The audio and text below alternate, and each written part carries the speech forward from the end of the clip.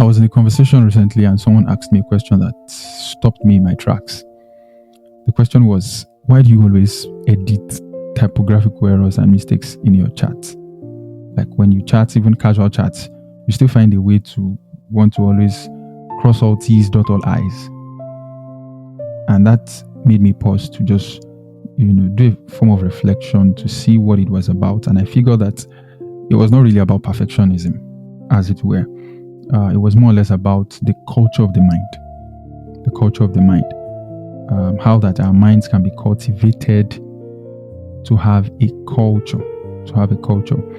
Basic elementary class, we're taught our culture is the way of life of people, and how that different people have different cultures that almost become the operating system of how they go about life, how they live, how they love, how they do everything, within that tribe or that particular clan. Now, that concept of culture also applies to the mind. Your mind actually has a culture. You can cultivate your mind to have a particular culture. So for me, when it comes to chat, most times, except I don't see a typo error, I definitely have to adjust it. I just have to adjust it. I have trained my mind to function that way over and over again, that once I say a typo, even though I know that you get what I'm saying, I still have to adjust it. Because for me, the way it is that I believe that when I see it and I don't adjust it, and that happens the first time, it happens the second time, it happens the third time, what I'm actually doing is I'm training my brain to see such errors, however minimal, to be normal. So my brain now gets comfortable around such errors. And gradually you start losing attention to details. You start becoming comfortable around such minimal errors that might eventually overflow into your official communications and your work communications. And this is what happens to a lot of people. So this is what happens when you see people type the letter U instead of typing YOU to communicate you in official work settings.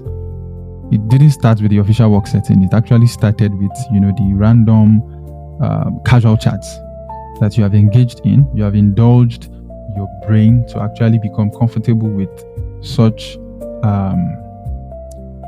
standard of communication that now you are almost running on autopilot. Your mind now is running subconsciously in that kind of energy, in that kind of quality. So for me, excellence is a culture, mediocrity is a culture, lack of attention to detail is a culture, actually. And that's the big idea. I was listening to a speaker recently, and she was saying that if you send me a document that has just a page of document, and then I can see 5 different font type, 5 different font sizes on a single page of document, our conclusion is that you cannot be a consistent person, because if you can't use fonts properly, I don't think you can handle weightier stuffs. Having a single page of document, and then we have font size 12, font size 14, font size 18, font size 22, within the same block and paragraph. It was so serious that she had to make a conclusion that when I see things like that, I just believe that when I get to this person's room, everywhere is going to be scattered and disorganized. Because if you cannot maintain a decent decorum in just what your document looks like, how are you going to be able to maintain that level of decency with the way you go about your life? And I can agree less. I'll say 80 to 90% of that, 80 to 90% of the time, that concept, that idea is true. That if you can't properly type a clean document, I don't think you can, put a room to a very decent state, because these things just translate to the other parts of your life. Like I said, it's a culture. Your mind can have a culture. So you can have people who can sit in the midst of, a dump hill, and you can see them reading, walking there, and then there's somebody else who cannot do anything, unless the last drop of paper on the floor, or one single tiny thing that you believe is tiny that is disorganized on the desk is adjusted. They can't just walk. The difference between these two people is the culture of the mind. A particular mind has gotten used to seeing disarray as normal.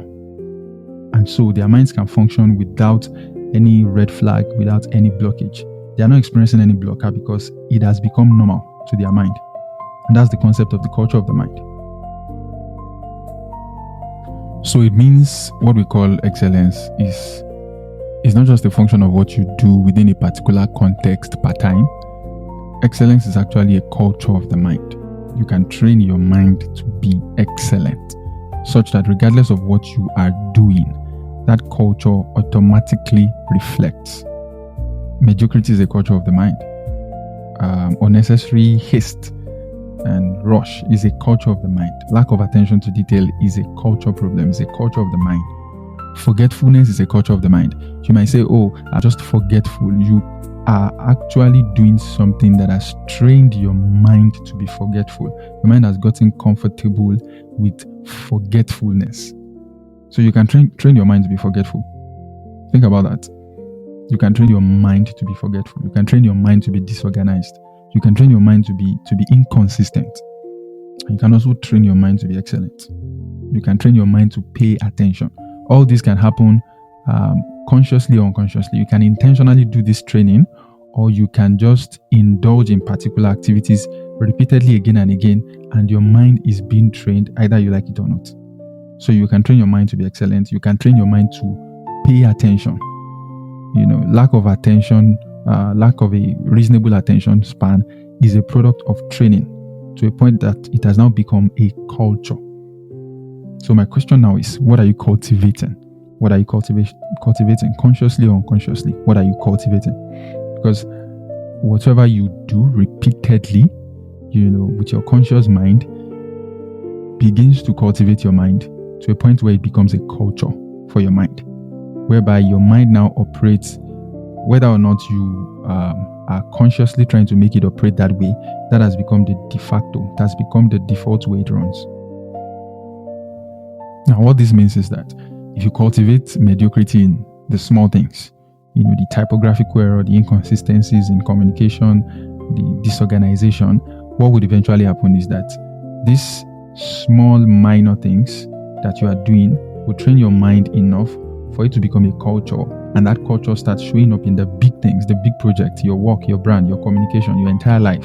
That culture now rubs off on it. But if you communicate a culture of, let's say, excellence in small things, you adjust the smallest error, even though you could actually allow it pass without anybody holding you accountable for it. But you decide to say, oh, I'm going to adjust this because I'm not just doing it for now. I'm doing it because I know I'm training my mind to function this way. Now that's you building a culture of excellence, and it would get to a point that it begins to overflow into everything you do, to a point where it becomes subconscious. It becomes a subconscious flow, just as subconscious as it is for someone who belongs to a tribe to act in a particular way, to sound in a particular way, to talk in a particular way.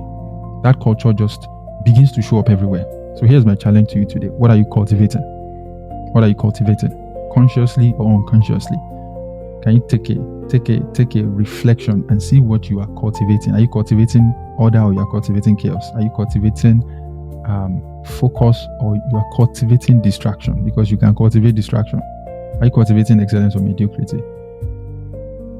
What I want to leave with you here is start making intentional efforts to not just go about your day, go about your life casually without intention. Look at everything you do as an opportunity to actually train your mind into a particular culture. So there will definitely be moments where you have to do things not because there is any compulsion on you, but because you know that this that I'm doing is training my mind to function in a particular way on the long run. Now, if you've got value from this episode, I want you to do something for me. I want you to share with me in the comments what specifically came home to you. I want you to also share this episode with someone you know needs to hear this. While you're at it, you can follow me on YouTube, Spotify, Apple Podcast, Audiomack, on the Luminary Podcast. You can also connect with me personally on Instagram, Twitter, and YouTube at the Isaac Tosin. Until the next one, take charge.